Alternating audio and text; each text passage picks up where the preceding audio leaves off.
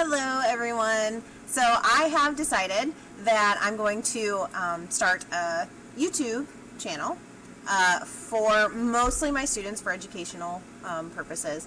And I decided to go that route because obviously during our shutdown time, the district wants us to keep in touch with you guys, and obviously I would also like to keep in touch with you guys. I'll miss you guys very much while we're having this shutdown. You guys genuinely do make it so much fun to come to work every day and get to hang out with you guys, watch you guys grow and learn. So I thought a YouTube channel with some videos would be a really good way for me to keep in touch with you guys, to pass along information, talk about what I'm doing in my daily life, maybe teach you guys some things as well, and not like history things, although probably we'll definitely do some history stuff, but also just like some everyday kind of life skill stuff, you know, how to cook, some basic things, do some basic things around the house. We're coming up on gardening season, so how to like start a garden and those kinds of things. So I'm looking forward to it. I'm hoping it's going to be a lot of fun. And at the very least, if I can keep you guys entertained while we're on the shutdown, then I'll count that as a win. So first thing I want to talk about is the email that I had sent out yesterday on the extra credit opportunities. So the first thing that I want to make absolutely clear is that it's for extra credit. You have not been assigned anything. And over the course of the shutdown, nothing that your teachers post, unless you're in an AP, IB, or concurrent class, is actually an assignment that you have to do. It's all enrichment opportunities, extra credit type of stuff to just kind of keep your brain moving while we're on the break, and make sure when we get back, fingers crossed, when we get back, that you guys are in a good position to pick back up where we left off. So to that end, yesterday I did send out an email on 2 extra credit opportunities. The first extra credit opportunity is to do a journal. And the purpose behind having you guys do a journal is that it's a great way for you guys to kind of process your thoughts every day, stop and think about what's going on in the world around us, write those things down. So that way you can just kind of like really take in what's happening and think about it, process it for yourself. It's also a great way to get some primary sources for future historians. So historians love primary sources. They're a great way for us to study what people were thinking and doing at the actual time. So obviously that's going to be really great. It'll also be a good kind of keepsake, memento type of thing for you, really for the rest of your life. So in the same way that we as history teachers will sometimes assign you to interview a grandparent or a grandparent about their experiences during the Great Depression or during the Vietnam War, your kids and grandkids, or your friends' kids and grandkids, or just, you know, kids in general in future generations are going to want to know about this time. This is a super unique situation that we're in. You know, we're voluntarily kind of shutting down the economy to prevent the spread of serious illness. It's highly survivable for most people, obviously, but you know, nobody wants to be that person that gave it to somebody that can't survive it. So this is a really unique opportunity to write down your thoughts, your feelings, keep track of those. If you started yesterday up through April 13th, which is when we're scheduled to go back, that'll get you 210 points of extra credit. So in most of my classes right now, we've got about 500 possible points in the gradebook. So 210 points, you know, if you're at like a 40% at least or above, this will definitely get you up to an A if you do it every day. I'm not going to sit and read your journal. What I'm going to do on April 13th when we get back is I'm just going to kind of flip through it and see that you know, kind of made an honest effort at it, and then I'll give it back to you. I'm not going to read your journal because this is ultimately for you. So that's up to 210 points of extra credit. Date each day, somehow make it so that I can see where the different entries are at, so I can give you the credit for each day. But that'll be that. It'll get, just as any other extra credit in my class, it'll get added on to your regular grade to hopefully bring you up. And I'm also doing a journal during this time, so it's not just something that I'm asking you guys to do. I went on Amazon and got this like super classy leather bound one. So it's pretty neat. It's got this drawstring, I don't know, kind of thing on it. The inside pages are like all kind of like, I don't know, darker colors stuff. Super rustic.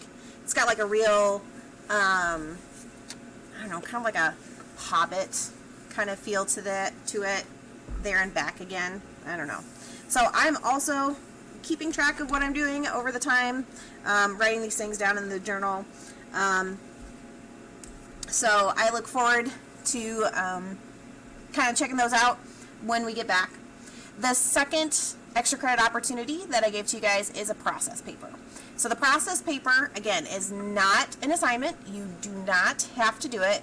And to be honest, unless you really haven't been at school since the first week of school, you're below 40% in the class, don't do it. Legit, just don't do it. Unless you really like writing. If you really like writing, then that's a really good opportunity for you to do some of that. But a process paper, again, is going to be notes. So, well, back up. First thing you have to do is get your topic approved. So you need to email me. Let me know what topic you want to do. It needs to be something relevant to the class I have you in. So if you're in world history, something that we have studied or will study in world history. I've already had somebody contact me and say that they want to do the Black Plague, which is super apropos to the times that we're living in. If you're in economics, something related to economics, and if you're in the law class, then obviously something related to the law. So once we get settled on what your topic is going to be, then you will need to do notes. So notes can be a graphic organizer, they can be note cards, however you want to keep them, just some kind of physical notes that I can see that you did that. Then next up is an outline. Outline is, it's an outline. It's not even like full sentences. It's just keeping track of your thoughts. So in this paragraph, I'm going to talk about this, and this is my evidence. Here's my evidence. Okay? It should be written in kind of like a research style, so you're not necessarily arguing anything. So you want to make sure you have plenty of evidence and research for your paper. Next up would be a rough draft. After you're done with your rough draft, I'll read it, and I'll give you some revisions, some notes for revisions, and then you would add those to your rough draft and produce your final draft out of that. Both of those things are going to be due by April 13th. So the reason that I'm going to be a stickler for the April 13th due date is because once we get back to school, my guess would be that a lot of your teachers are going to be trying to play some kind of catch up. And it's probably going to be a super weird and stressful time when we get back, of everybody trying to catch up to where they need to be, finish up the semester strong. Luckily, to my understanding, we're not doing state testing this year, so that'll help. But it's probably going to be a kind of stressful time when we get back, and I don't want you to worry about writing this extra process paper or anything like that. So those are going to be due by April 13th. In my hand or in my inbox, however you're doing that, for extra credit. Process paper up to 100 points of extra credit. The journal up to 210 points of extra credit. Another kind of extra credit that I'm only going to talk about for people who are actually watching the video is that I have started a new Instagram account. The purpose of that is to kind of document my daily life during this shutdown thing that's happening, to stay in touch with you guys, all that kind of stuff. So my Instagram is Mrs. H, so MRSAECH, and you can follow over there. I'll follow you back. And then extra credit is going to be basically, whoever has like a post on something that I just like the best that day, I'm gonna toss you some extra credit, 5-10 points. If you're showing that you're, I don't know, cleaning your room, cleaning the basement, making dinner, whatever it is that you're doing, whichever one I like the best that day, I'm just gonna throw some extra credit your way. So another fun way to get extra credit for something that you're probably doing anyway, which is posting to Instagram. So with the videos on my Instagram, I'll just be kind of documenting my daily life, trying to stay in contact with you guys, maybe teach you some things, how to cook, kind of like basic meals, those kinds of things. And for the duration of the shutdown, one thing that I've decided to do to kind of keep my sanity, keep me with some sort of order and schedule, is I've decided that every day I'm going to clean one thing, every day I'm going to make one thing, and every day I'm going to read one thing. So today, my clean one thing that I'm going to do is my computer desk. So you guys can't see the whole thing right now. You can kind of see in the background over there that it's kind of cluttered. Our computer desk, when you like walk in from our garage, the computer desk is right there. So you know how like the countertop nearest the door kind of just collects like everything?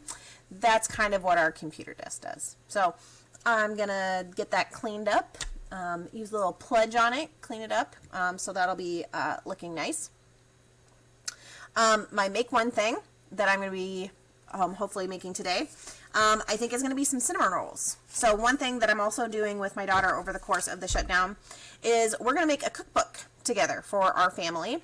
The different things that we make, our favorite recipes, and I'm really excited to do this. It gives me an opportunity to get in the kitchen and cook with my daughter. Cooking is always a really great time to bond with other people, to make things for other people. So I think today I'm going to try to make some cinnamon rolls with her. Cinnamon rolls are like my favorite. They're really great for breakfast. My husband still does have to go to work during this time. He works at the hospital. So he does still have to go to work during this time. So we'll be making some things for him to be able to take to work as well. And then my read one thing that I'm going to be working on is the Dungeon Master's Guide. So my friends and I have a D&D group that we like want to play. But it's like really hard to schedule a time for everybody to get together. But when social distancing is over and we can finally get back together, I'm going to be the next DM. And so I'm looking forward to reading more about all of the different parts of the D&D world and how I can put together hopefully a really fun campaign for all my friends when we are allowed to hang out with each other again. So that's pretty much going to be it for this video. I'm looking forward to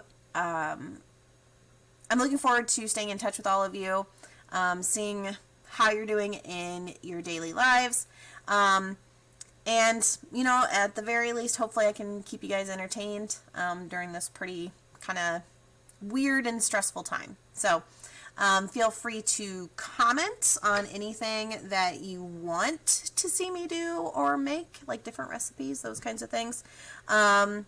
Anything particular that you want me to talk about. And I'll see you guys mostly probably on Instagram. My goal is to post at least some kind of video every day with something for you guys. So, bye, I guess. I don't know. I'm really going to have to work on my YouTuber persona. So, any suggestions would be welcome.